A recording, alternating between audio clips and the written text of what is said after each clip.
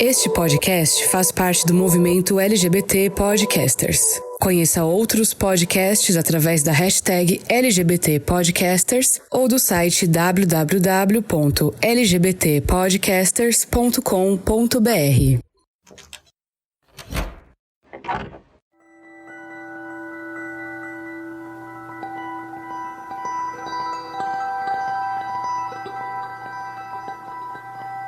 Olá, queridos forasteiros, sejam muito bem-vindos a mais um episódio do Fora do Meio, o podcast que faz parte da rede LGBT Podcasters, que você encontra no seu agregador de podcasts favorito ou no nosso site www.foradomeio.com.br, nas redes sociais como @Fora do Meio Podcast no Facebook ou Instagram ou Fora do Meio Pod no Twitter. E que você pode contactar através do e-mail foradomeiopodcast@gmail.com. Eu sou Fernando Arazão e hoje nós vamos dar continuidade à nossa jornada pela política brasileira, tentando entender o pensamento político brasileiro, né? O que formou essa nossa visão sobre a política, né? O que nos trouxe até aqui, até o momento onde nós estamos hoje. Se você começou a ouvir esse podcast agora, no episódio passado a gente conversou um pouquinho sobre o nosso passado político, né? Sobre a construção da nossa história, que explica, né, a forma que a gente pensa política hoje em dia.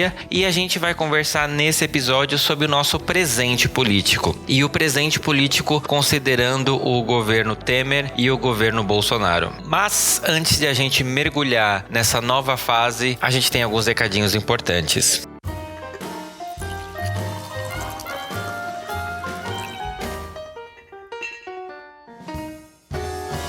Café Kadama, o café de todos. Lembrando que esse produto está disponível por enquanto apenas para São Paulo. Saiba mais no @Café Kadama no Instagram. E esse episódio ele é patrocinado pelo Lucas Albuquerque, pelo Gilberto Lima, pelo Matheus Sampaio, pelo Anderson Silva e pelo Luiz Antônio Carvalho. E eu quero dar também as boas-vindas ao nosso mais novo colaborador, o Thiago Coati, que está participando com a gente dessa série especial de episódios. Muito obrigado. E se você, como eles, também gosta muito do trabalho que eu faço e quer contribuir comigo financeiramente para que esse trabalho continue acontecendo com cada vez mais qualidade, né, recompensando todo o trabalho que eu tenho de pesquisa, de edição e de criação de conteúdo de qualidade para vocês, você pode assinar um plano de assinatura mensal do Fora do Meio Podcast nos sites de financiamento coletivo catarse.me/Fora do Meio, no apoia.se/Fora do Meio, através do aplicativo de pagamentos PicPay no @Fora do Meio Podcast ou diretamente na nossa página do Anchor. Lembrando que essa última só aceita pagamentos em dólar. Então você de fora do Brasil pode contribuir também através do Anchor.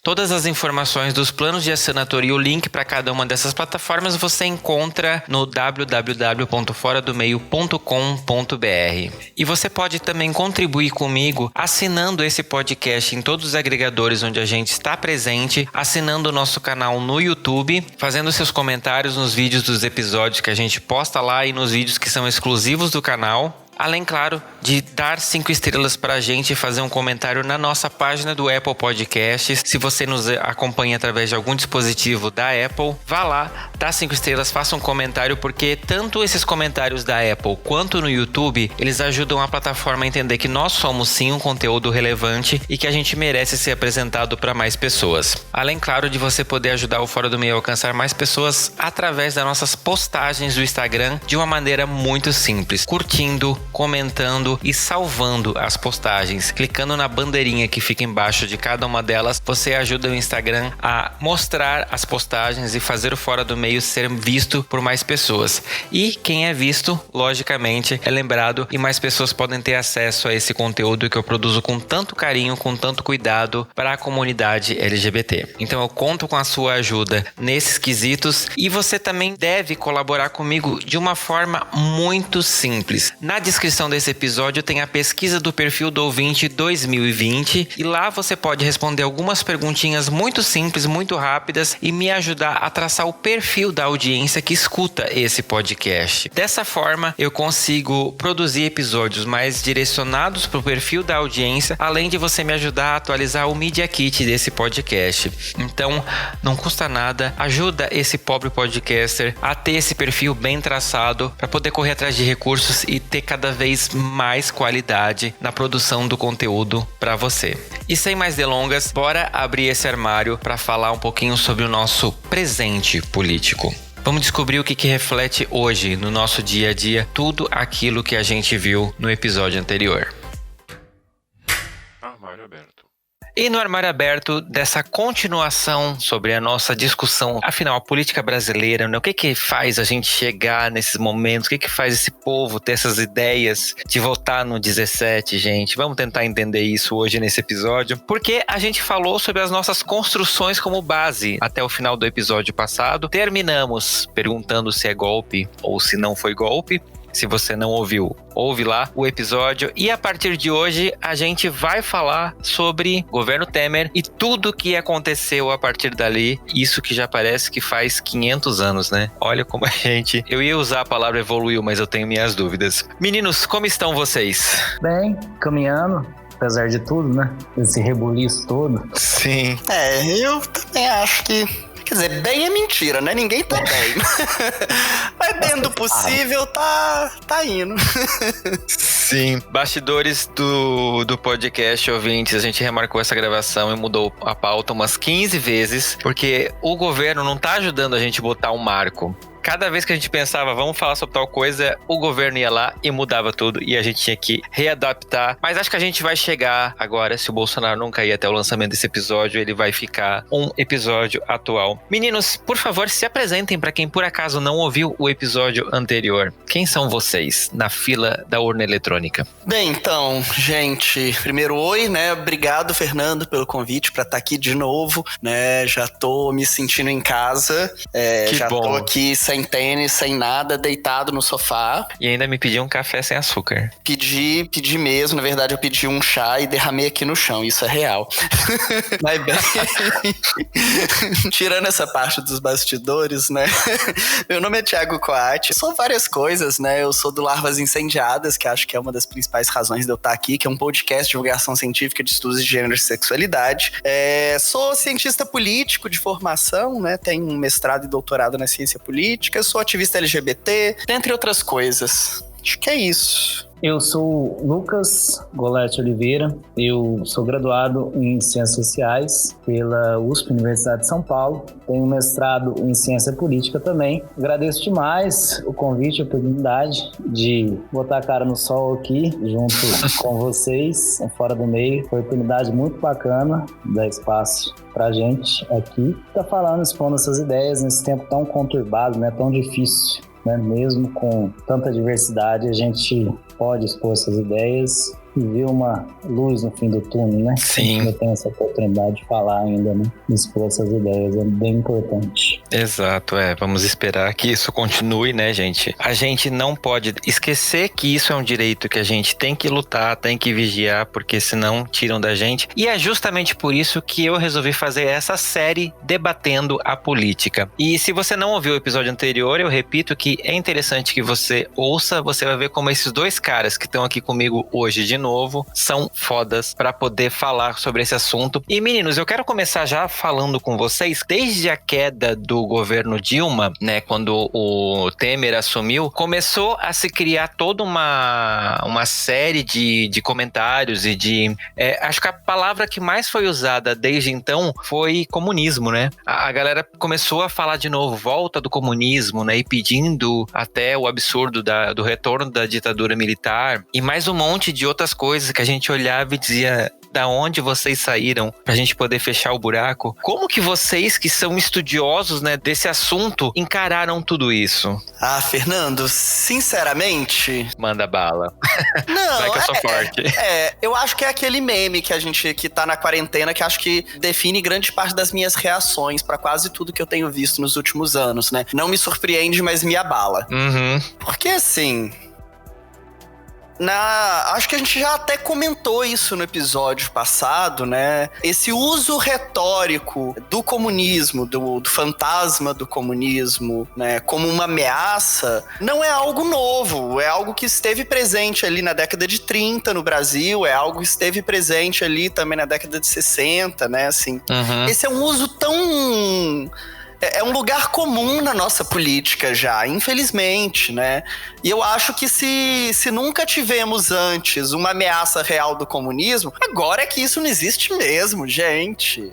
Assim, por mais que tenhamos efetivamente... E eu acho que isso é uma coisa legal de se dizer, que eu acho que tem um certo reencantamento da juventude pelo comunismo, né, assim, com o surgimento de algumas personagens influencers comunistas com números surpreendentes na internet, né, como a Sabrina Fernandes, como o nosso colega podcaster também, o Dan, né, com a Dimitra Vulcana, uma série de outras figuras, o João, né, por mais que tenham esse reencantamento, quem dera que esse povo tivesse o poder de fazer uma revolução comunista nesse país, assim.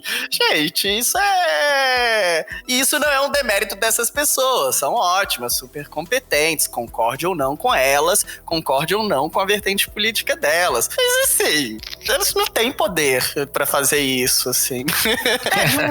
É de um delírio, quer dizer, não é um delírio, assim, eu falo isso brincando, mas não é um delírio, é uma estratégia muito bem pensada, na verdade, Sim. né? De demonização da esquerda, né? Como se tudo que é esquerda, e inclusive várias coisas que eu nem consideraria esquerda, que eu chamaria de uma direita liberal, é taxada de comunista, né? E cria-se junto desse signo vazio, né? Assim, eu acho importante a gente perceber isso, né? Como isso é uma estratégia retórica, comunismo, na palavra, na boca dessas pessoas, é um signo vazio. Assim como vários outros, né? Assim como uma madeira de piroca, kit gay, várias outras coisas, assim. São signos vazios que vão, assim, sendo preenchidos de conteúdos a depender do interesse que se quer, do efeito que se quer causar, né? Do momento que vai se aplicar isso para conseguir, de alguma maneira, criar algum pânico social, uma demonização da esquerda,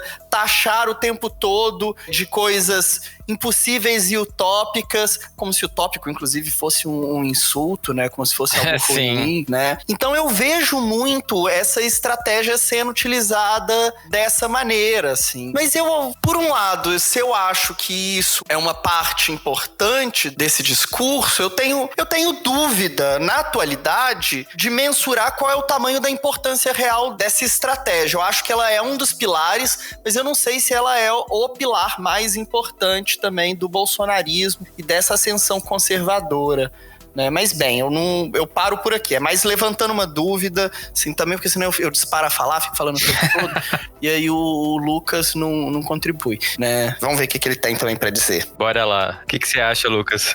Esse ponto é muito interessante, né? Porque você cria uma estratégia de uniformizar tudo que é contra o que você pensa, as suas ideias, ou que é crítico ao seu governo, ao seu projeto de poder, se dizendo assim, é comunista, né? E isso acaba uniformizando ideias totalmente divergentes, nada a ver com o comunismo, né? O Muro de Berlim caiu em 89, a União Soviética em 91, né? Foi por terra. Seria o fim da história, de acordo com os filósofos Fukuyama. Sim. E isso, já estamos em 2020 já. Então, e Cuba tá bem isolada, né? Exatamente. E então é um discurso retórico para criar um inimigo interno e ter alguém para terceirizar a culpa, né? Das próprias falhas. São as falhas pessoais que o governo não consegue. Seria as falhas não na conta da saúde, da educação, marxismo cultural, gramsciano. Seriam pessoas que a educação não dá certo porque tá cheio de gente que prega Paulo Freire. Paulo Freire nunca foi implementado nas escolas aqui. Chegou a ser um pouco antes da ditadura, em 1961, mas é tudo marxismo cultural, tem embrenhado. Então, você cria essa narrativa, são disputas de narrativas, né? Você cria esse inimigo interno, mas é imaginado, isso não existe. E as pessoas acreditam nisso, né? Sim. Isso é que é o pior. Você criar isso e difundir é uma coisa. Agora, o problema é a grande quantidade de pessoas agora com a internet que difunde isso, né? Isso vem muito nos Estados Unidos, a partir do macartismo, né, do senador Joseph McCarthy, que entre 1950 e 1957 foi senador e elaborou lista negra de personagens, principalmente a partir de Hollywood, Charlie Chaplin. Isso foi um fenômeno sociocultural e vizinhos denunciavam para o FBI, para a CIA, uma verdadeira caça às bruxas, né?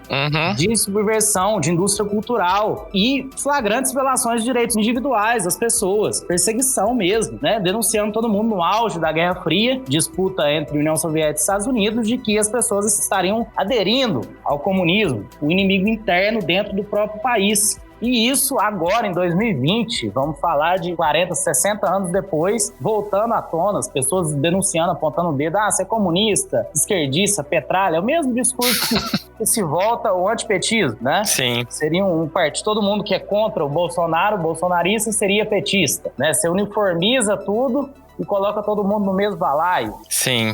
O jornalismo, a imprensa, muitas vezes faz isso, quando a véspera do segundo turno seria uma escolha difícil. E isso foi denunciado na imprensa, hoje é tido como uma vergonha, um atentado gravíssimo aos direitos humanos, e o Joseph McCarthy foi condenado ao ostracismo depois de muito tempo, né? Um jornalista na CBS depois denunciou, tem um filme excelente, vai ser inclusive minha dica de filme no final aqui, mas enfim, ele ficou decadente depois, morreu em 1957, e essa caça às bruxas que vai levar a esse comunismo. Eu espero um dia que nós vejamos o bolsonarismo, esse fantasma, que as pessoas precisam mobilizar um inimigo interno, alguém para botar a culpa. Isso tem muito a ver com a psicologia também, explica muito isso, né? E tá reprimido, né? Alguma coisa reprimida das pessoas, precisam de um herói, alguém para terceirizar os seus problemas e, a partir disso, achar um inimigo, alguém para colocar a culpa dos seus problemas, dos seus tabus, né? Sim. Então, o comunismo acaba tendo essa vazão, né? De problemas pessoais. Uma coisa que nem existe. As pessoas não se mobilizam por isso, não existe uma classe trabalhadora que queira tomar o poder, sempre vai existir um plano Cohen, alguém que queira derrubar, dar um golpe, né? Houve essa justificativa no golpe militar também. Os militares deram um golpe para impedir que os partidos comunistas tomassem o poder. Isso nunca existiu. A extrema-direita sempre teve sondando os militares, a linha dura do poder militar sempre pegou em armas para favorecer isso. Isso é a narrativa construída, montada. E sabe disso, tem documentos históricos que demonstram isso.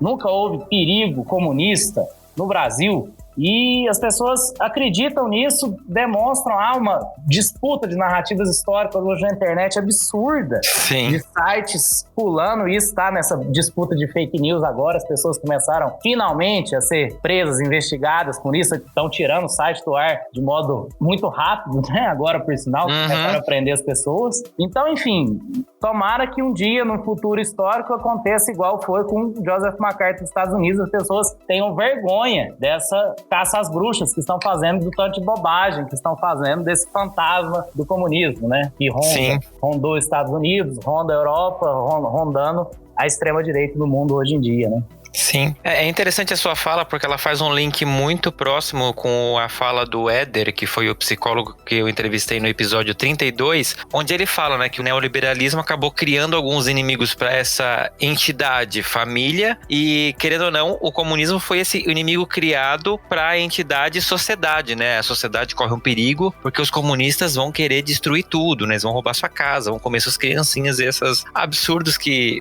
Gente, sério, eu prefiro que as pessoas acreditem em Papai Noel e um coelhinho da Páscoa do que nesses absurdos, porque, tipo, mano, não tem nem lógica. Eu acho que mais ou menos. Eu gostei dessa sua conexão com o Éder, Fernando, mas eu diria que, assim, não é que teve a criação de um inimigo para a família e um inimigo para a sociedade, assim. São criados vários inimigos e todos são inimigos para a sociedade, até porque... Dentro desse discurso bolsonarista, né, o bolsonarismo ele tem vários pilares, né? Um dos pilares é esse ódio, né, à esquerda, mas o outro pilar também, e que tem a ver também com ódio à esquerda, é um certo moralismo conservador familista. Sim. né? Muito, muito, muito religioso. E quando a gente vai estudar a origem desse discurso de ideologia de gênero, né? Que é uma coisa que, na verdade, surge bem lá atrás, ainda nas conferências da ONU, né? E que vem uma série de ensaios e tentativas para ver como é que isso funciona. É uma tentativa realmente de criação de uma releitura do direito, tanto do direito internacional quanto dos países, né, por um viés religioso, por uma naturalização de uma certa noção de família e a criação mesmo desse inimigo, dessa paranoia de que a família está ameaçada o tempo todo. Né? E que a família estar ameaçada é o quê? É a sociedade, porque a família, nesse discurso, a família é o quê? A base da sociedade. Então, a sociedade está ameaçada. Se você levar o discurso ao extremo, e eles fazem isso muitas vezes, né? A própria continuidade da sociedade, a permanência até da espécie está ameaçada. Sim. Loucura total, né? Assim. Mas bem, só para dizer que não é que são coisas opostas ou coisas separadas, elas estão intimamente conectadas. Sim. Principalmente no discurso bolsonarista, tá? Em outros discursos da ideologia de gênero, outros discursos da extrema-direita, isso não necessariamente se conecta, mas frequentemente sim, né? Mas o bolsonarismo conecta isso muito bem, né? Até porque quando você vê a justificativa desses discursos, é muito do projeto de retirar o que eles chamam de ideologia de gênero, vem junto do quê? Daquele projeto que é o Escola Sem Partido. Né? Vê aí, juntando então que ideologia de gênero é uma coisa da esquerda, ideologia de gênero é uma coisa do marxismo cultural, né? Então as coisas estão intimamente conectadas nessa emergência do bolsonarismo aqui no Brasil. Não, Thiago, eu concordo contigo. Na verdade, assim, o que eu penso é que o bolsonarismo é como se fosse um grande palco daquelas peças, sabe, que eles vão iluminando partes do cenário conforme vai acontecendo a ação. Quando precisa, vamos falar dos gays, que são contra a família. Quando precisa, vamos falar do comunismo, que são contra a sociedade. Você vai jogando os holofotes nas horas que eles precisam, mas o palco é um só. E tá tudo ali trabalhando junto pra poder, tipo, ó, vamos distrair os espectadores. Eu nem sei se é distrair, saca? Porque eu sou muito contra essa teoria da cortina de fumaça. Sim. Eu acho que dizer que Damares, por exemplo, é o exemplo que o povo mais usa, né? Damares é cortina de fumaça, né? Falar que menino veste azul, menina veste rosa é cortina de fumaça. Não é. Isso é não entender, né, essa múltipla construção do bolsonarismo. Porque o bolsonarismo tem um dos seus pilares centrais justamente esse eixo moral. Falar aquilo não é desviar o assunto de algo, é a construção discursiva mesmo, é a apresentação ali de uma pauta. Né? Não tô falando que não existam outras pautas que são tão importantes quanto. Não tô falando, inclusive, que às vezes nós não percebemos e deixamos de focar simultaneamente nas várias pautas. Acho que às vezes a gente acaba se perdendo mesmo nesse jogo, isso. Mas dizer que isso é cortina de fumaça é não compreender corretamente a dinâmica e não compreender corretamente o papel que esse discurso e que esse público tem pro bolsonarismo, né? Que inclusive se a gente for ver as reconfigurações do bolsonarismo nos últimos tempos, né? Vários dos pilares do Bolsonaro têm caído um pouco, mas sim, esse ainda tá de pé. E aí você vai me dizer que justamente um desses pilares, que é o que mais tá de pé e mais sustentando ainda, é cortina de fumaça, saca? Assim, pra mim, isso é leitura de certa esquerda que ainda é conservadora também, e que ainda não entendeu a importância das pautas LGBT, das pautas de gênero, para a construção tanto do nosso projeto radical de esquerda, quanto para também essa oposição da extrema-direita. Exatamente. Damares é uma das ministras que mais tem apoio, né? Que mais tem aprovação da população, né, nas pesquisas que são feitas, e aprovação da Frente Parlamentar Evangélica, das pautas que ela leva. Então isso precisa ser entendido também, né? Como que isso chega na população. E é uma pauta que não é só conservadora, ela é reacionária. É um mundo que não existe. Não é só conservar as instituições como elas eram. É um mundo que não existe mais. É um mundo anterior, antigo, que não é igual era antigamente. As coisas não são assim. As pessoas querem retomar a sociedade que não existe. isso é reacionário, né? Elas querem impor à força, muitas vezes, pela arma, uma situação na sociedade que não acontece. O casamento homossexual, né? Muitas vezes, proibir isso, são questões que a sociedade evoluiu, a sociedade passou, esses direitos já são garantias individuais conquistadas já. Então, são pautas que estão sendo levadas para o Congresso, a questão do aborto, o direito do aborto, são questões que estão em debate. Sim. E a Damares é uma defensora fervorosa contra o aborto, que não pode ser discutido, que tem que ir para o judiciário, proibir isso, não pode debater questões que são vetadas, censuradas. E a Damares é uma das ministras que mais tem apoio da população, principalmente a população evangélica, que hoje é 30% da população brasileira. Se você acha que essas pautas, que ela é burra, por exemplo, a ministra que não deve ser levada em consideração, uma certa esquerda que considera isso, então você não está entendendo essa lógica do governo também. É uma esquerda, da mesma forma, também reacionária, que não leva essa esquerda, essa radicalização que a esquerda precisa ter para entender esse governo. Entende essa lógica para mudar essa situação que a gente está vivendo, né? Concordo com o Thiago plenamente. E com certeza, o que vocês falaram que é uma coisa importante, uma das bases do governo, que foi justamente a maior bandeira que eles levantaram, né, durante a gente já tá falando do governo Bolsonaro, né? Só para deixar claro, o Temer foi esquecível, né? Ele fez umas coisas ali, mas o foco mesmo ficou no Bolsonaro, porque ele levantou uma bandeira da religião, tanto que o slogan da campanha é claramente religioso, e essa questão do conservadorismo da moral, né, dos bons costumes, do que a Bíblia fala, do que a igreja prega, blá blá blá, que a gente sabe que é só um discurso, né, porque na prática o buraco é bem mais embaixo, trouxe muita gente pra eles, né, porque a galera realmente acha que o Brasil é um país que precisa ser cristão, e com isso, de novo, a gente está repetindo modelos que, como, né, a gente falou, do comunismo já foram exaustivamente usados em outros tempos e sempre deram certo. E a gente não aprende.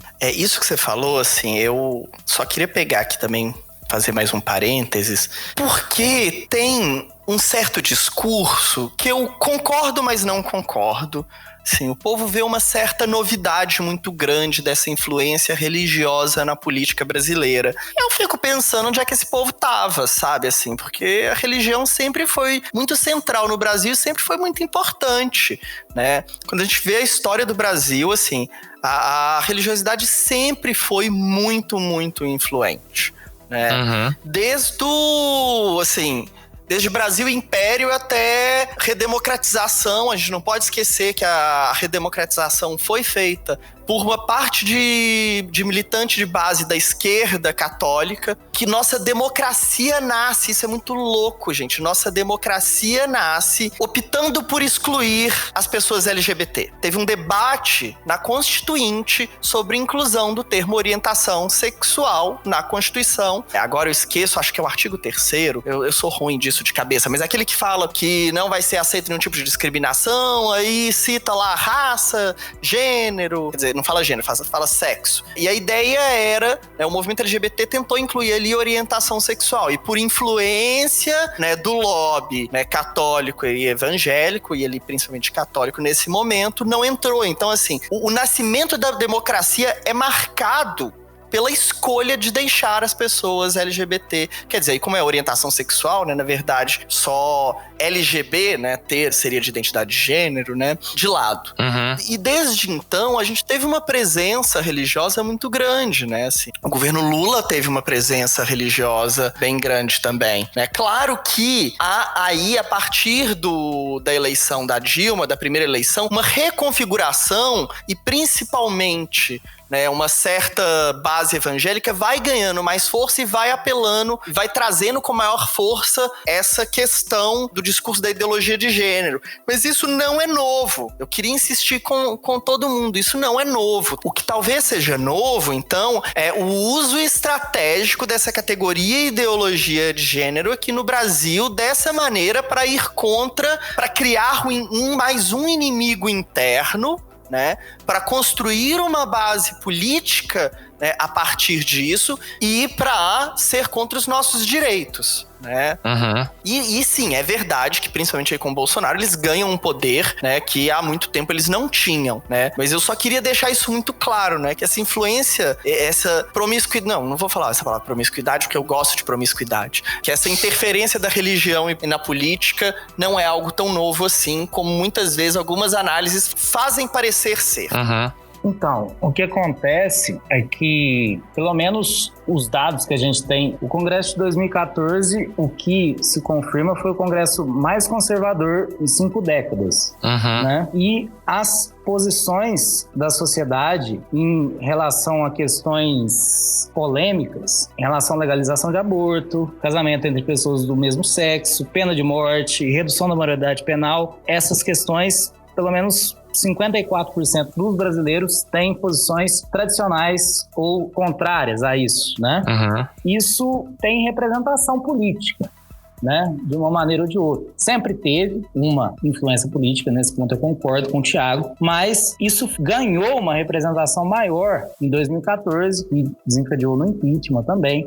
Deu-se voz a isso na mídia, na imprensa, né, de uma maneira mais amplificada, nas redes sociais, né? Isso foi mais perceptível para as pessoas, mais vocalizado, eu acredito, né? Talvez a nossa percepção foi mais ampla e sempre houve. Na política e religião sempre se misturaram, né? De uma maneira equivocada, desde a nossa colonização, império, república, sempre a religião e o poder sempre andaram conjunto, né? Mas o que mudou um pouco é a presença, sim, das religiões pentecostais, neopentecostais, evangélicas, e uma insatisfação crescente de uma classe dita média, média-baixa, ameaçada muito pela ascensão social das classes mais modestas, criando mesmo um apartheid social, né, nos condomínios, na presença nos aeroportos, nas universidades, né? E esse crescimento das igrejas neopentecostais, em 2000 havia 15% de igrejas, 26 mil pessoas. Em 2010 já eram 22%, 42 milhões de pessoas. Então, agora, 2020 no censo, praticamente 30%, 1/3 da população brasileira. E a questão da comunicação, os direitos de imagem, isso é difundido constantemente nas periferias, nas televisões, você tem uma massificação e o consumo disso. Então, vai muito além, não só da política, a sociedade toda permeada de valores evangélicos, de condutas éticas, comportamentos. Isso revela essa posição da sociedade quanto à legalização de aborto, casamento entre pessoas do mesmo sexo, pena de morte, redução da maioridade penal, e leva a essas posições conservadoras, esse fenômeno do conservadorismo que muitas vezes vai emergindo na sociedade. E isso tem relação na questão econômica, a questão liberal, meritocrática, eu consegui, não foi porque eu tive direitos do Estado, Bolsa Família, tal, foi por mérito meu. A questão da regulação moral no âmbito público, isso é errado, não pode fazer isso. Isso é um absurdo as pessoas fazerem isso. Questão da segurança pública, né? Princípio de repressão, punição, as pessoas devem ser punidas, direito com a lei. E o caráter belicoso, intolerante das interações sociais. As pessoas têm que andar armadas para proteger o patrimônio. São questões do avanço, do conservadorismo mais reacionário, né? Viver um tempo que não viviam, né? Uma idealização de um passado que nunca houve, na verdade. Seria nem tanto um conservadorismo, mas uma questão reacionária e um fascismo ou neofascismo. Muitas pessoas falam de populismo, de fascismo, mas tem que ter cuidado, às vezes, para certos conceitos que são colocados no tempo real. A gente está nesse período de transição para tentar entender o que a gente está falando hoje, né, nos dias de hoje, né, nos fenômenos sociais hoje em dia. E principalmente o que eu acho que é mais perigoso da população é que tem um monte de cientista político formado por grupo de WhatsApp e Facebook que acha que entende tudo do passado para poder falar o que bem entende e acha que está abalando, né? Isso que é o mais perigoso que eu enxergo, pelo menos, das conversas que às vezes eu acabo acompanhando em redes sociais. Não sei como é pra vocês verem isso. Vocês que estudam, deve ser um fenômeno bizarríssimo. Ah, sei lá. Não, porque redes sociais não é uma coisa específica da ciência política, né? Assim, por isso que não me surpreende. Isso acontece com tudo. Na internet o povo dá pitaco sobre tudo, então... Sim. É interessante vocês acabaram citando também a questão do liberalismo, que ganhou uma força também, né? Nos governos pós-PT, né? O próprio Temer, quando ele assumiu, a própria Dilma falou várias vezes que o que estava sendo posto em prática do governo dele não tinha nada a ver com o plano que, né, o mandato deles tinham originalmente. Teve uma série de pautas, uma série de reformas que vieram meio que da direita, né? Tipo, foi uma mudança de direção até meio brusca, talvez, eu entendo. O que vocês pensam disso? Como é que vocês enxergam essa nova ascensão liberal no Brasil? Então, o próprio programa Ponte para o Futuro foi proposto pelo PMDB na época, né? Que mudou para MDB, né? Que é do Aécio, né? Então, ele era praticamente o programa do PSDB, do Partido Perdedor, em aliança com o Temer. E, basicamente, ele continha todas as reformas que foram implementadas quando a Dilma caiu. É um programa neoliberal, continha reforma trabalhista, reforma da Previdência, o teto de gastos do Henrique Meirelles, né? Essa reforma tributária que está em voga hoje, essa reforma administrativa. Então, tudo que foi pensado lá como medida neoliberal, vamos dizer assim, foi implementado desde pelo menos 2016 e nós já estamos há 4 anos nesse modelo econômico. Enfim, prometeu-se 6 milhões de empregos e nada disso foi criado. A gente está aí agora caminhando nessa pandemia e parece que a previsão do Banco Mundial era 9% negativo de crescimento de PIB agora ainda. Enfim, onde foi implementado, o próprio Banco Mundial falou que as desigualdades aumentam, né? Sim. Então, questões que estão sendo discutidas. Desde os anos 80, o neoliberalismo é vendido como discurso, como narrativa. O Reagan nos Estados Unidos, a Margaret Thatcher, né, no Reino Unido, como a solução, uma solução pela oferta, não pela demanda, como os keynesianos defendem no Estado Social Democrata. Então, há 40 anos, ele é implementado e o resultado que é obtido é o aumento das desigualdades, né?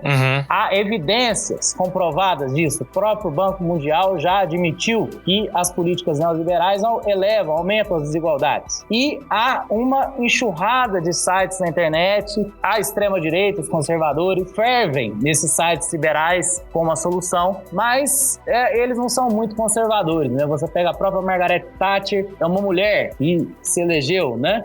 O Reagan era um ator de cinema, totalmente outsider. O Trump não era do partido, não era um tradicional. O próprio Bolsonaro não é lá muito conservador, na tradição, não era católico, casou 3 vezes, não era do partido tradicional. Então, não é muito coerente o discurso, muitas vezes. Tá cheio de protecionistas nos Estados Unidos, não pregando o livre mercado. As privatizações são feitas, mas são revertidas. No Chile, todas foram revertidas. O modelo neoliberal na América Latina agora está entrando basicamente em colapso, no Equador, no Peru, no Chile, as manifestações, as mobilizações. Então, todo esse modelo está entrando em colapso. Nós tivemos ontem a privatização do saneamento básico, da água. Sim. Em pleno momento de pandemia, a gente tem a privatização do nosso bem maior, que é a água. Então, são questões que, colocadas em debate num momento bem drástico, né? Até eu não sou contra tudo ser privatizado. Você pode haver privatizações, mas qual o modelo de privatização? Agora é o momento certo.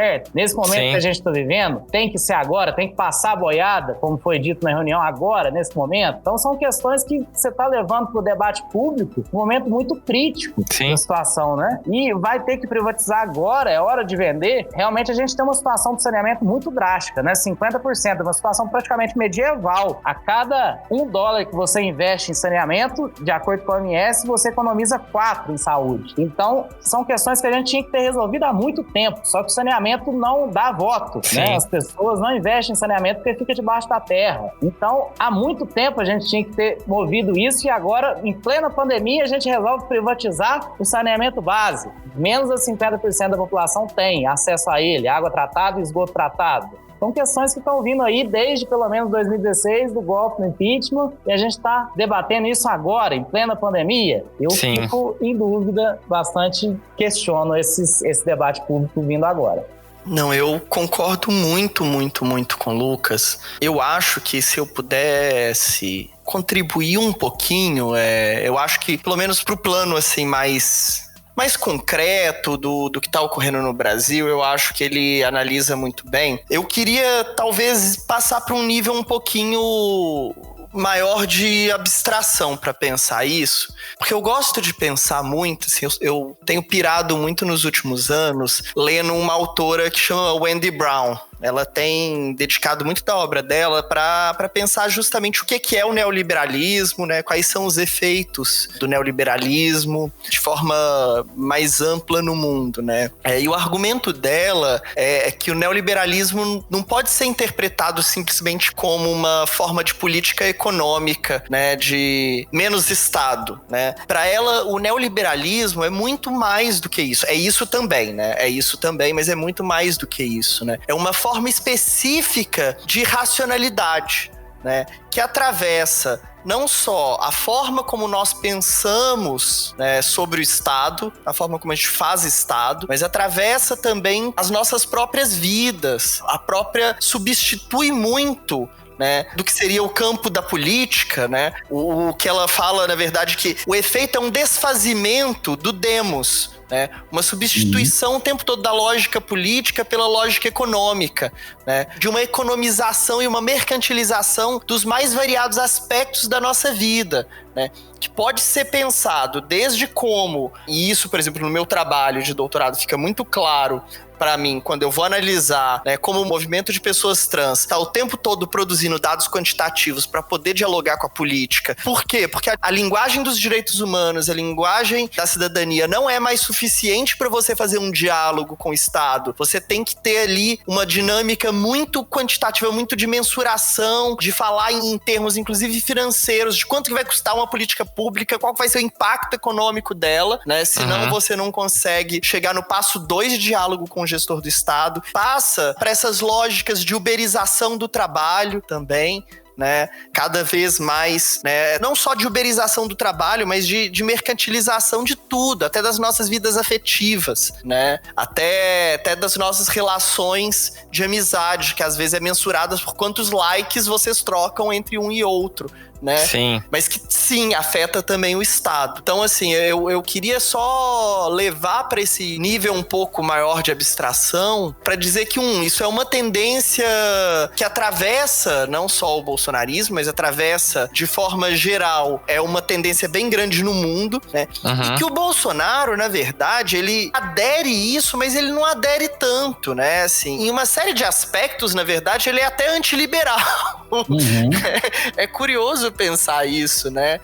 Ele tem uma relação assim, ele utiliza disso até porque, querendo ou não, assim, essa é uma tendência muito forte, né? Que eu acho que ele não tem muita escolha de não dialogar e não incorporar uma série de aspectos, mas que ele também é uma figura um pouco peculiar nesse cenário, sabe? E que se encaixa nessa equação um tanto quanto forçadamente, né? Mas que se beneficia muito dessa lógica, claro. Sim. A impressão que eu tenho de fora é que ele segue muito como se ele fosse um personagem inspirado na forma Trump de governar. E eu tenho a impressão que às vezes quando o Trump fala umas coisas que ele, tipo, sei lá, igual ele falou agora, vamos fechar as fronteiras com o Brasil tá agindo mal com o Covid-19 e ele fica meio perdido, assim, eu não sei o que eu faço, então aí eu preciso ser eu e eu me contradizo com as coisas que eu já falei antes. Então fico meio... Sabe aquele meme do John Travolta, se perdido? Com certeza. Imagino que ele fique assim várias vezes. Mas eu também fico, né? Então, bem. Exato, ele não ajuda. E até falando, né, do próprio Covid-19, a gente tá com... Assim, eu enxergava que ele tava perdendo um pouco do apoio que ele tinha, mas parece que o Covid deu uma acelerada, e a gente vai falar sobre isso também, né, porque não vai ser uma marca do governo Bolsonaro, mas o papel da mídia, que parece que ajudou a erguer esse mito Bolsonaro como, né, o grande Messias, também tá agora se voltando contra, porque ele próprio começou a atacar muitos veículos de comunicação que foram muito pró eles, né? Pelo que eu vejo. Antes, quando estava na disputa eleitoral, a Globo parecia, por exemplo, ter um medo extremo de que o PT ganhasse a eleição. E, de repente, o negócio começou a ficar meio esquisito para ela quando o próprio governo teve uma aproximação com a Record, que é um canal neopentecostal e concorrente. Então, a mídia, mais uma vez a gente vai falar, né, que a mídia, ela tem essa influência junto com as pessoas que ela pode erguer ou destruir governos, e a Dilma, por exemplo, né, o PT foi uma prova disso, né? Eu tenho a impressão, Fernando, assim, pra falar dessa relação entre mídia e bolsonarismo, né? E eu acho que é interessante que você traga o PT pra equação, porque eu acho que nessa equação entre mídia, PT e bolsonarismo, pra mídia o PT sempre foi uma figura maior do que o Bolsonaro, né? Eu acho, aí é pitacão meu, tá? Assim, não sou um especialista nisso, gente, pelo amor de Deus, assim, interpretação tirada do sovaco. Eu acho que o Bolsonaro nunca foi uma figura que a mídia quis. Não tô falando que ela não ajudou ele a produzir e não ajudou a normalizar as babaquices e as claras violações de direitos e o discurso de ódio dele também, que ele sempre proferiu. Mas eu tenho a impressão que ele foi a figura que funcionou. Sim. Assim, contra o PT, que assim, que era realmente o problema, né? Assim, porque um foco, um antipetismo claro da mídia, isso é observável há anos, né? Assim, isso, aliás, desde antes do próprio governo PT, desde a edição que a Globo faz de um debate do Lula antes da primeira vitória dele e que efetivamente impacta nos resultados da eleição e faz com que ele não ganhe uma eleição anteriormente. Desde a forma como sempre o governo Lula foi coberto, e isso, na verdade, tem uma série de pesquisas que mostram isso, vão mapeando a cobertura durante o governo Lula. E claro, é verdade que a mídia tende a ter uma cobertura de quase todos os governos negativa, tá? Mas a proporção de negatividade que foi feita durante o governo petista é superior, né? Agora de cabeça eu não me lembro mais, né? Mas tem alguns estudos, eu posso depois pegar e indicar para você colocar de link no episódio, né? Que pegam e mostram isso, né? E mais do que independente de proporção, é importante também a criação da construção narrativa sempre do governo petista como corrupto, desde ali de mensalão, sim, até também todo o esquema Lava Jato, que ali era uma relação, né, muito intrínseca entre mídia, né? A mídia efetivamente ali atuou como um partido político, né? Não tem como dizer outra coisa. A relação entre o Sérgio Moro, como ficou muito claro pela Vaza Jato, né? Os procuradores da Lava Jato e uma série de atores da mídia foi umbilical. Vazamentos cotidianos, né? Combinação de estratégias sobre o que fazer, o que vazar em qual momento para afetar diretamente alguma coisa, né? O vazamento da ligação, por exemplo, para pegar e afetar a nomeação do Lula. Aquilo foi escandaloso. Aquilo é um dos maiores escândalos da nossa história da República. Sim. Aquilo é um absurdo que essas pessoas não tenham sido responsabilizadas de forma alguma. É um absurdo pelo que fizeram. E essas pessoas, digo, não só os agentes públicos, mas a mídia também. Sim. Tá? A mídia também. É claro que ela tem interesse jornalístico, assim, e eu não tô querendo criminalizar a mídia e criminalizar, inclusive, o uso de fontes e de vazamentos, né? Porque querer criminalizar isso é também pegar e impedir a própria Vaza Jato, né?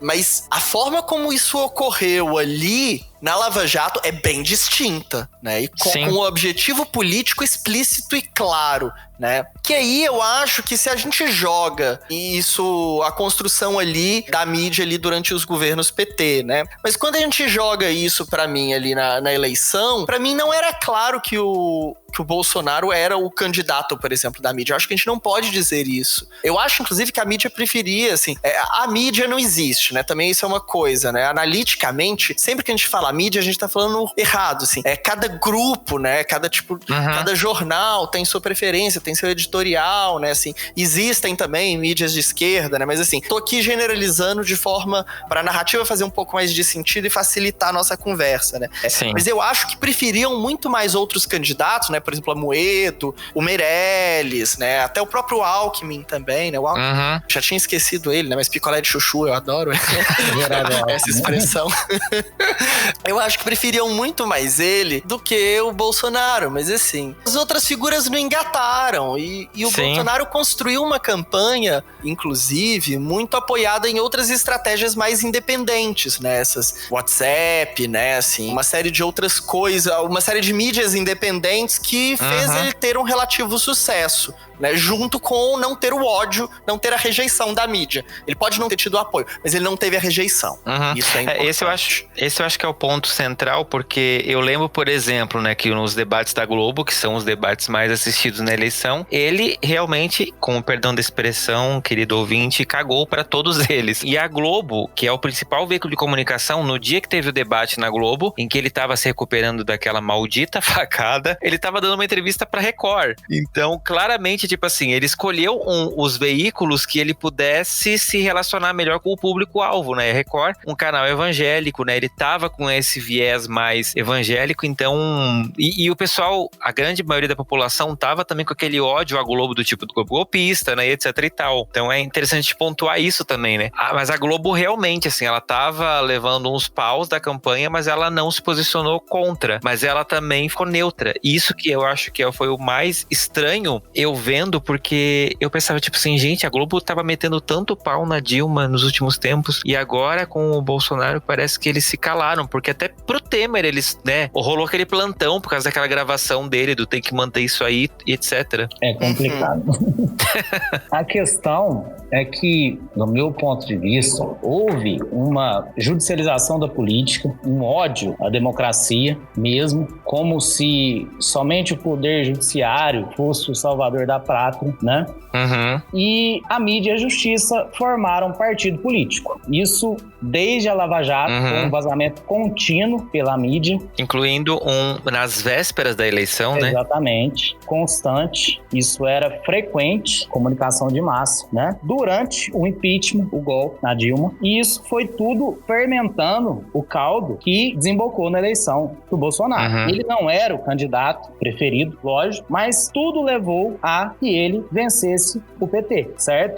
Tudo foi caminhando a ele. A facada, a comunicação de internet, até a facada ele tinha 20% dos votos. Era até improvável que ele fosse para o segundo turno, candidato do baixo clero. Mas a única possibilidade de vencer, derrotar o PT, a alternância de poder que ocorresse, seria Bolsonaro, né? Desse período, então, se a gente for pegar as mobilizações pelo passe livre em 2013, que começaram a ocorrer durante Não Vai Ter Copa, a gente quer hospital, escola, padrão FIFA, né? Que foram tomadas pelo MBL, hoje, partido político, um deputado, com tudo. Isso foi tirado das mãos da mobilização popular, né? As mobilizações de sindicato, de movimento de ocupação de prédios, né? Isso foi basicamente tirado da massa da população e levado para a classe média. Quem anda de camisa amarela, né? Os canarinhos, né? Isso é uma mudança. Isso foi voltado por partido da mídia e justiça. É uma alteração da narrativa, do discurso visual típica do fascismo também. Muitos psicanalistas analisam isso. O Thales Absaber é excelente para fazer isso. Isso vem desde 2013, pelo menos. A gente está há 7 anos nessa crise, nessa tentativa de imposição de um programa neoliberal, dizer assim, a Ponte para o Futuro culminou nisso, que era o programa derrotado nas urnas de 2014, do Aécio, do PSDB, do MDB, que depois era vice, foi golpista, e assumiu esse partido da mídia e justiça com a Ponte para o Futuro, deu o golpe, elegeu o Bolsonaro e está até hoje tentando implementar implementar as reformas desse projeto da Ponte para o Futuro. E o que esse desconforto com o Bolsonaro vai causando? A acomodação do poder vai se refazendo. Hoje, atualmente, a saída do ministro da Saúde, que não estão dando conta de lidar com a pandemia, já estamos no terceiro ministro da Saúde, que é um general. A saída do Mandetta, acho que foi um marco nisso, mostrou descontentamento tanto do Congresso, das elites e, sobretudo, né, um avanço do Judiciário, a saída do Sérgio Moro. Já é um descompasso nesse partido da mídia e justiça, que avançou em cima do Bolsonaro com a CPI das fake news e o Alexandre de Moraes indo para cima do Bolsonaro e dos manifestantes que estavam lá. Além disso, tem a questão das milícias, que é um iceberg para cima do Bolsonaro. Tem o Queiroz, tem a Marielle, o porteiro dele, né? A questão dos filhos dele. Então são duas frentes. Tem as fake news e tem essas ilegalidades com as milícias que podem desregular o bloco no poder hoje em dia. Então a gente vê esse partido da mídia e justiça tá ambíguo, a gente pode dizer assim. Até que ponto ele vai acomodar no poder ou vai aceitar avançar com o impeachment, retirar quem está no poder? É uma questão que está aberta e a gente não sabe. Ele vai continuar até o final do mandato? É uma incerteza enorme. Até que ponto a pandemia vai estraçalhar esse governo, a economia vai debandar nesse ponto, né? A gente está nesse impasse, nesse momento de transição absurdo, ninguém está sabendo absolutamente nada. Sim. Mas a gente está nesse turbilhão aí, né? E torcendo para sair vivo dele, né? Exatamente. Então, vocês citaram um ponto interessante, porque realmente a gente está, né, no momento que a gente está gravando, está rolando essa CPI das fake news, já teve umas prisões, a base do governo já teve algumas baixas, né, Queiroz foi preso e etc e tal. Assim, o cerco de tudo aquilo que foi apontado como irregularidades na época da eleição tá vindo à tona, né? A questão das fake news foi um escândalo. Todo esse esquema de que disseram que não existia, agora tá mais do que comprovado que realmente existiu. E como base, né, foi um dos grandes responsáveis pela eleição até do Bolsonaro, porque começou a se falar um monte de absurdos, como uma madeira de piroca pra crianças e essas coisas que, tipo, eu fico me perguntando, real, como alguém conseguiu acreditar nisso de verdade? Mas até a questão de robôs, né? Se fala muito dos robôs do Bolsonaro, e aí vem os eleitores fazer aquelas plaquinhas ridículas. Tipo, gente, vocês conseguem identificar assim, a gente chegou perto de alguma coisa dessas no passado pra gente poder se basear? Ou até pra vocês que estudam isso é uma posição, um comportamento novo?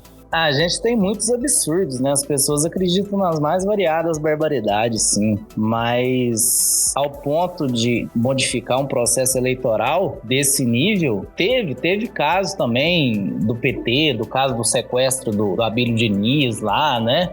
Teve umas movimentações semelhantes assim, né? A questão é fazer isso, muita gente fez. A questão é como as pessoas acreditam nas mais absurdas barbaridades.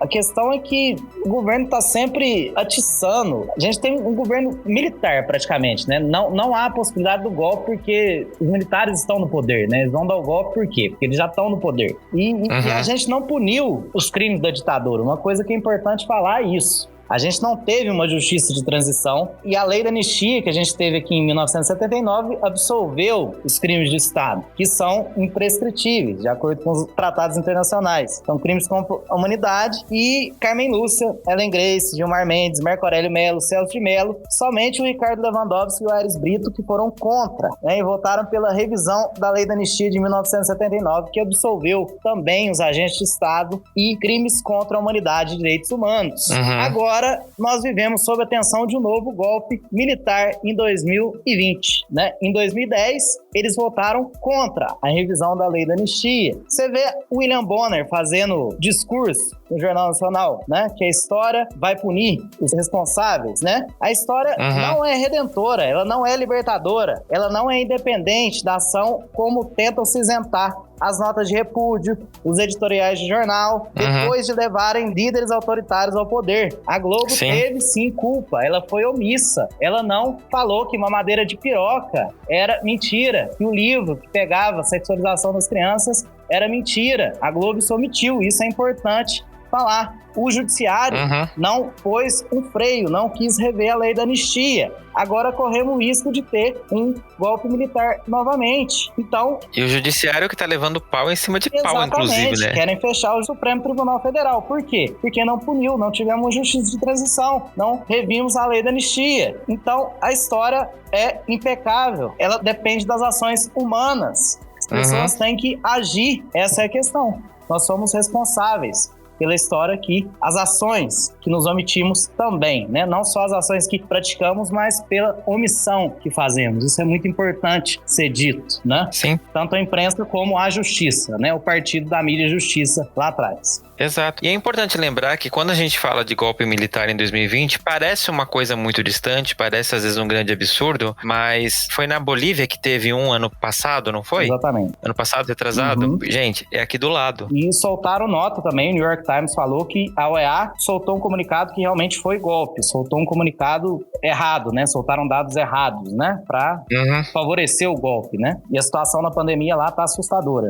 Sim. Não, e é fato, assim, a gente não pode esquecer, a gente acha que as coisas estão às vezes muito longe, mas não, a nossa vida pode mudar de uma hora para outra, e a maior prova disso é essa pandemia do Covid-19, que eu até tava brincando com o pessoal do trabalho, a gente tava numa festa de carnaval da empresa que a gente organizou, e na semana seguinte o negócio começou a ficar muito esquisito. Em 2 semanas a gente tava parando de trabalhar. Foi uma coisa assim, bizarra, surreal, e que acertou o governo Bolsonaro em cheio, né? Ele teve essa coisa do tipo, negando a pandemia, essa história de gripezinha e etc. E hoje a gente tá com um número de mortes absurdo e o governo tá vendo que isso tá afetando demais a popularidade dele, né? E tá tentando se manter, mas eu tô sentindo que o governo tá infectado até a alma por esse vírus que tá acabando com ele, né? Pelo menos na minha visão de fora. O que vocês que têm essa outra visão enxergam?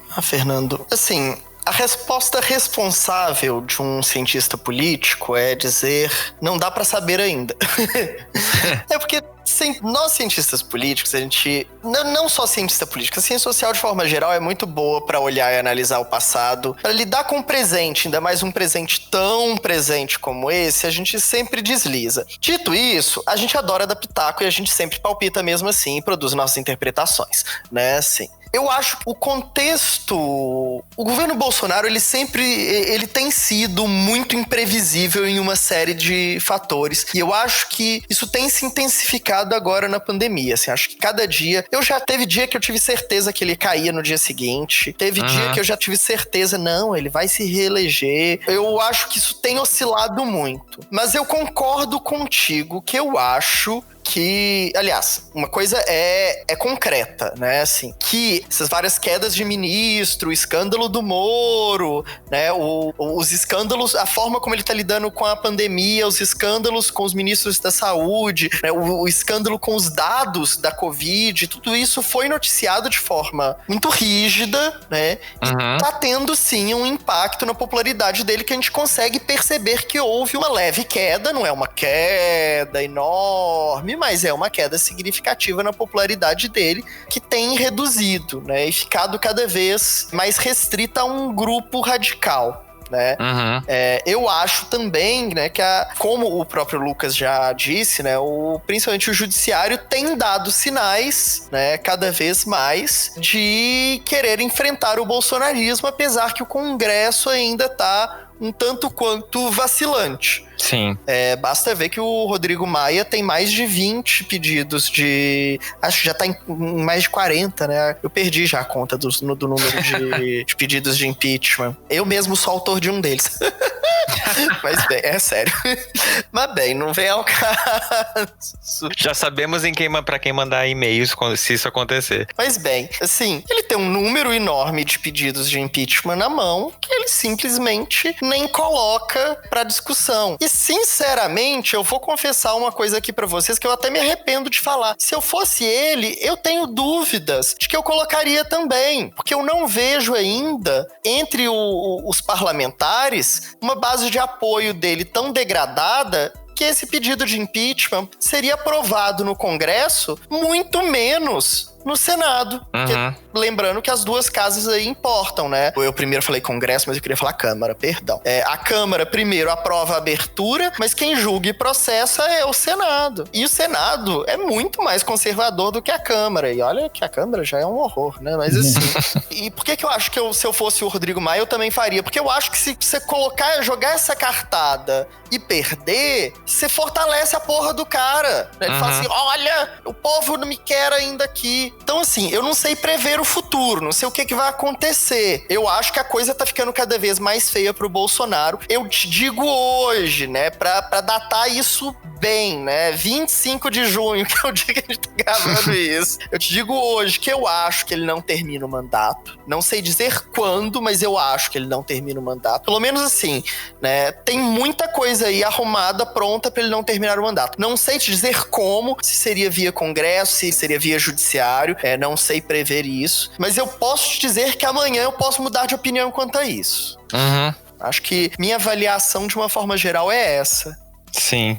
Então, em janeiro, se a gente for olhar, por volta de janeiro, antes da pandemia, né?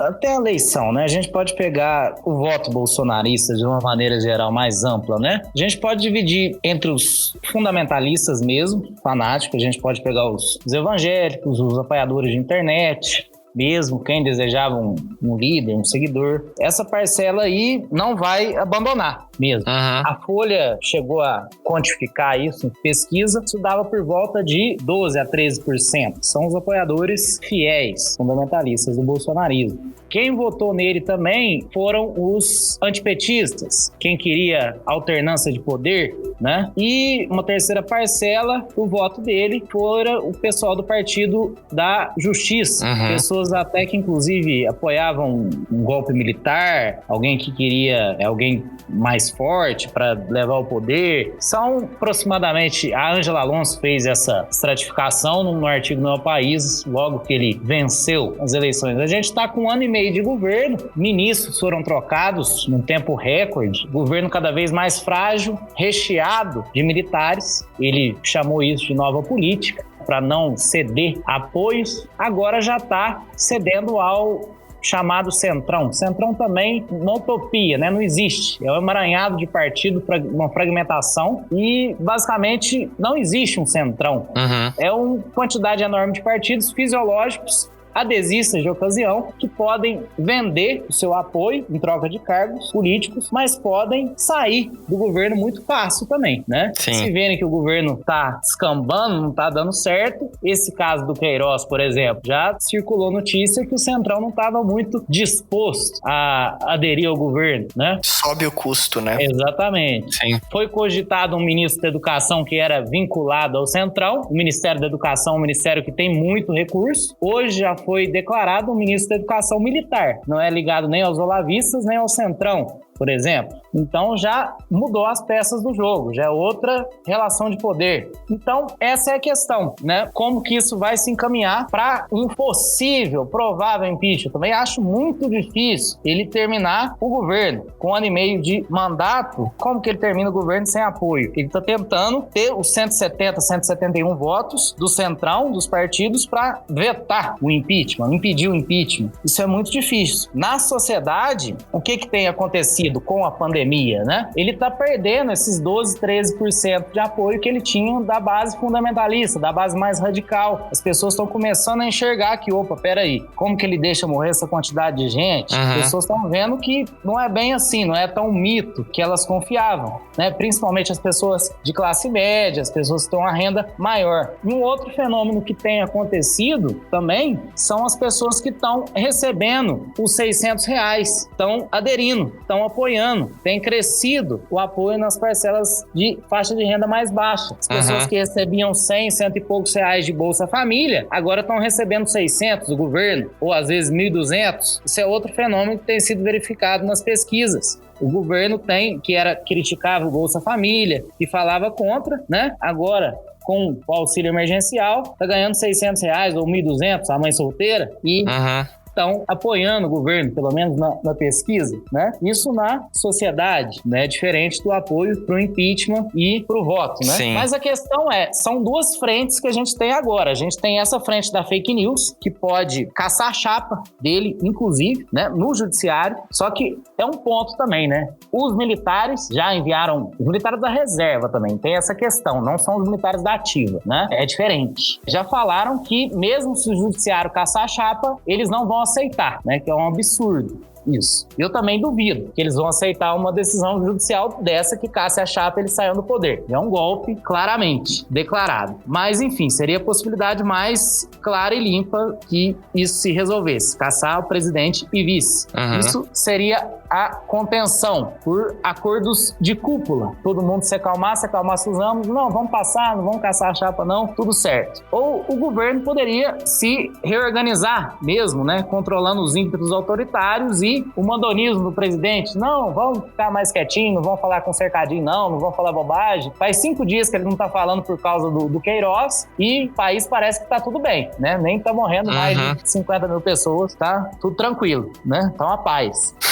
Tem a possibilidade clara de impeachment, mas eu acho que mesmo se caso houver a votação de impeachment, os votos necessários, eu duvido que ele saia do poder. Eu acho difícil. Fascista só cai atirando. Eu acho muito difícil que ele saia de lá. Todo o trâmite legal necessário, período que existe, como ocorreu com a Dilma, eu acho uma dificuldade. Mesmo que ele termine o mandato e perca as eleições, por exemplo, 2022, eu acho que ele não aceita sair de lá. Enfim, isso a gente vai ter que ver, né, também, né? Sim. Lembrando que ele questionou uma eleição que ele ganhou, né? Então, exatamente. Tipo, então, eu acho que é uma bomba que a mídia e o judiciário plantaram sem saber, acharam que ia ser fácil tirar o PT, vão pôr ele lá, esse cara lá, a gente controla ele. Os militares também, principalmente os militares da reserva. Tem essa questão das forças, das polícias militares estaduais também, que estão cogitando de se sublevar, desrespeitar os governadores também.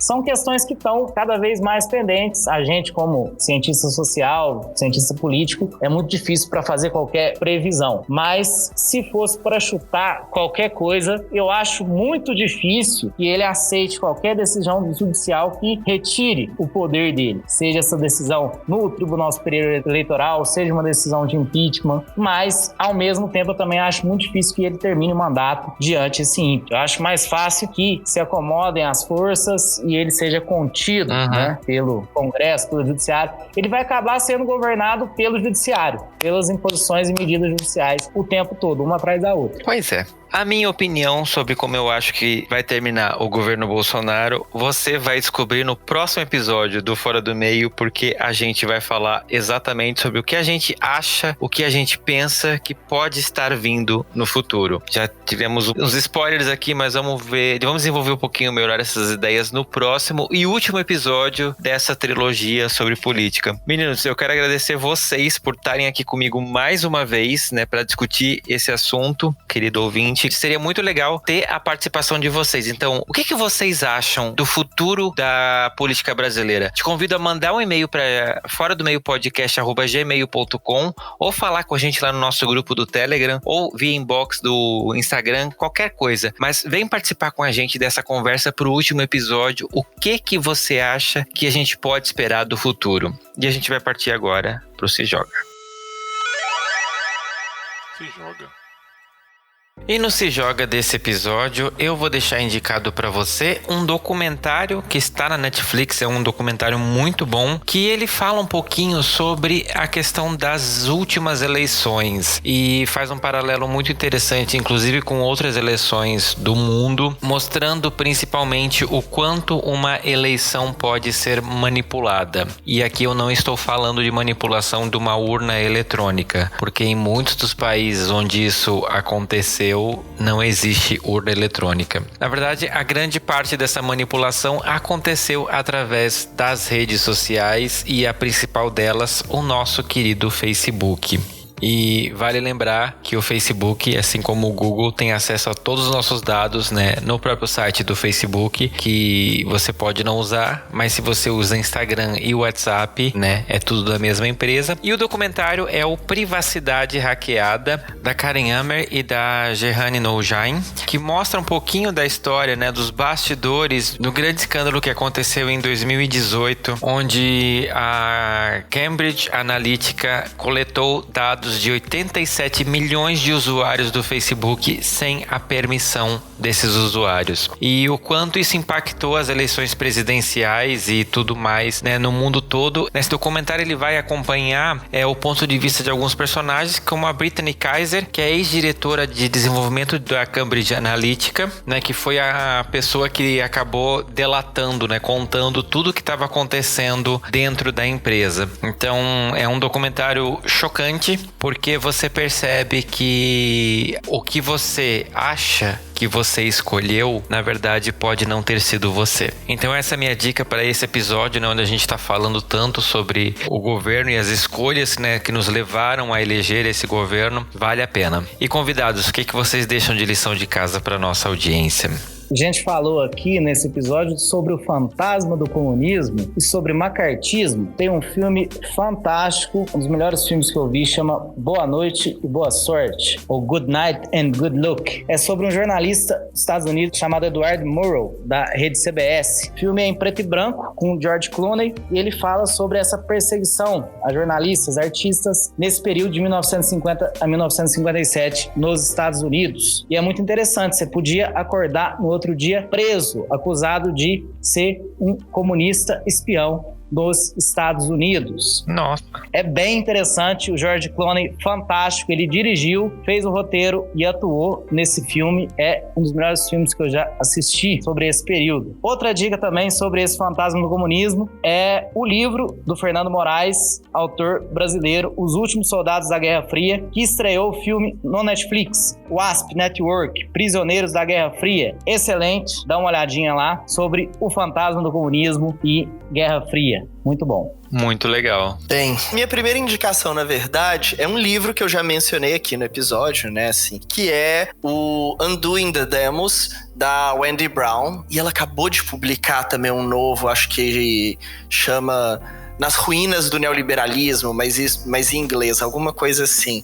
Eu acho ela uma das melhores filósofas políticas que tem interpretado esse fenômeno do neoliberalismo na contemporaneidade. Eu não sei se algum desses livros delas está traduzido para o português, isso é um problema. Além dessa indicação da Wendy Brown, eu vou fazer meio que um alto jabá aqui e indicar os 2 episódios do Larvas sobre o que tem sido chamado de ideologia de gênero, né?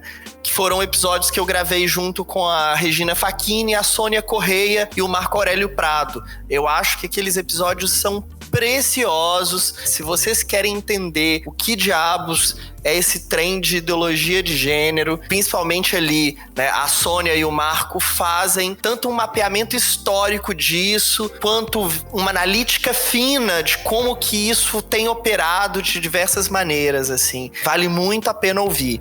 Além disso, assim, a minha última dica, ela é uma, mas é múltipla também. Para mim, uma das melhores intérpretes do bolsonarismo e desse momento da eleição é a Letícia Cesarino. Ela tem um trabalho incrível, né? Ela é uma antropóloga, uma antropóloga da política, que ela, durante o período das eleições, fez etnografia desses grupos de WhatsApp e essas coisas, né? Ela publicou vários textos, mas tem também um episódio dela, se não me engano, no Vira Casacas, né? Ela dando uma entrevista falando dessa pesquisa dela, analisando esse fenômeno do bolsonarismo que tá, assim, brilhante. Aliás, tudo dela é brilhante, mas a indicação dela mesmo, então, é esse episódio de podcast que é mais acessível, mais fácil. Perfeito, muito legal. Gente, lições de casa preciosíssimas pra vocês, então aproveita, dá uma estudada, porque a gente vai voltar com esse assunto. E meninos, eu quero agradecer demais a presença de vocês de novo aqui pra, né, emprestar pra gente todos esses estudos, os pensamentos de vocês que são ótimos. Eu acho que a gente consegue falar e fazer as pessoas entenderem bem sobre essa questão da política brasileira, que, como a gente viu no episódio, é um grande emaranhado que mais parece uma série de TV, né? Nada, eu que agradeço, Fernando. É sempre um prazer estar aqui conversando com você e também com o Lucas, que é uma pessoa que eu conheci através de você, mas já admiro. Muito bom, muito obrigado. Igualmente, prazer estar aqui conversando também. Agradeço demais a oportunidade. Que massa. E, pessoal, como que o pessoal acha vocês nas redes sociais? Bem, eu sou @Coate em qualquer lugar, né? Twitter, no Instagram também, no Facebook também. Mas eu sou uma pessoa que eu não gosto muito de ser seguido. Então sigam os perfis do Larvas, que é o meu podcast, que é no Twitter, @Incendiadas, no Instagram, @Larvas Incendiadas e no Facebook também, Larvas Incendiadas. Eu sei que eu não posto também com muita frequência nesses perfis, porque eu não sou tão fã de redes sociais, mas segue lá, curte meu podcast, né? Dá uma força pra gente, né? É isso. Eu tô no Facebook, Lucas Golert Oliveira. Quem quiser, acompanha lá. E Lucas, eu tô realmente esperando um podcast seu. Fica aqui a intimação ao vivo. Vou tentar fazer alguma coisa aí. Vamos ver a repercussão desse agora. O que vai acontecer? Vai lá, gente. Lucas deve fazer um podcast ou não deve?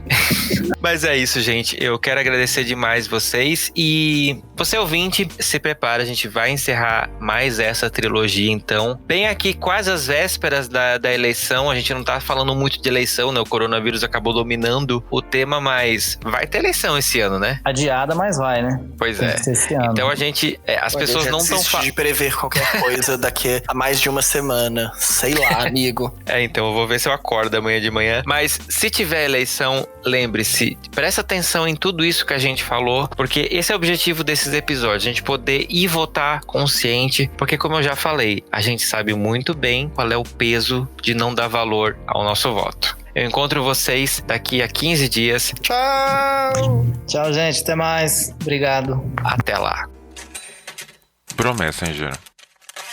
E no Messenger eu vou ler rapidinho aqui pra vocês algumas falas que rolaram lá no nosso grupo exclusivo do Telegram pros ouvintes. Se você quer fazer parte, quer discutir os episódios comigo e com outros ouvintes, o link tá na descrição aqui do episódio. E o Jonathan David, ele fala o seguinte: ouvindo os últimos episódios, eu me considero um privilegiado, porque nunca pensei em cura e que o maior problema de me enxergar como um homem gay era a opinião dos outros, em manter uma reputação. Talvez por não ser religioso, eu acho. Mas o mais importante da trilogia pra mim, falando da trilogia do episódio 31, 32 e 33, foi entender cada entrevistado, não medir pela minha régua, não usar os meus parâmetros, ouvir sem julgar. O maior exercício é exercer a empatia, que cada história é única e torcer para a felicidade de cada um. Muito obrigado, Jonathan, pelo seu comentário, né? É muito bacana interagir com vocês lá no nosso grupo de ouvintes. E uma outra mensagem que eu recebi lá do grupo de ouvintes também é do Marcos. O Marcos diz o seguinte: me chamo Marcos, 49 anos, carioca, com formação em medicina interna, psiquiatria e neuropsiquiatria geriátrica, doutorando em saúde internacional. Estou encantado com o podcast. Maravilhoso o trabalho do apresentador, principalmente pela preocupação em estudar os temas e nos dar as referências, além da qualidade dos convidados. Meus parabéns por contribuir com a diversidade e com a justiça social. Marcos, brigadão pelo seu comentário, fiquei muito feliz. Eu realmente tento,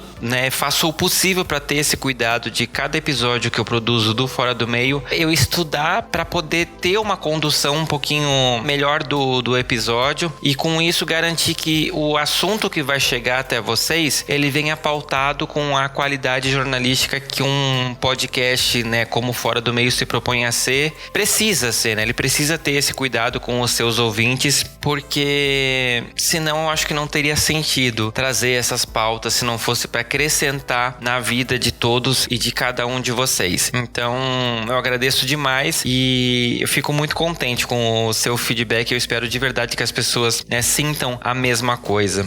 E eu quero mandar um beijo, aproveitar o espaço e mandar um beijo pros queridos do Alex Evans, pro Janderson Reis, pro André Luiz Fournier e pro Daniel Carvalho, pessoas que sempre acompanham o podcast, sempre comentam comigo lá no Instagram, sempre interagem comigo, eu fico muito contente. Obrigado pela essa interação, obrigado por tirar um tempinho pra ir comentar comigo, pra falar dos episódios, eu fico muito contente e eu espero que a gente continue cada vez mais. Você que tá me ouvindo, vá lá no Instagram, comente, mande uma mensagem pra mim, fale o que você tá achando dos episódios, comente nas postagens que eu tô fazendo com uma frequência um pouquinho maior agora, tratando de outros assuntos pra preencher um pouquinho pouquinho mais nesse intervalo entre o episódio e outro. E além, claro, dos vídeos que eu tô produzindo também nesse intervalo, tanto no YouTube quanto no IGTV do Instagram. Vai lá, comenta, curte e vem conversar comigo sobre esses temas que eu tô propondo. Então é isso, gente. Eu quero agradecer demais você que ouviu até aqui. Eu espero vocês daqui a 15 dias em mais um episódio do Fora do Meio. Dessa vez pra gente falar sobre o futuro da política brasileira, né? O que a gente pode esperar do futuro no meio de toda essa discussão que a gente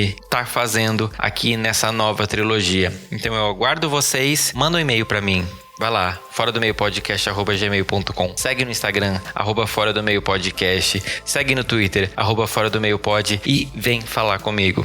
Eu fico muito feliz quando recebo uma mensagem de vocês, tá bom? Se cuidem, um beijo grande e até a próxima.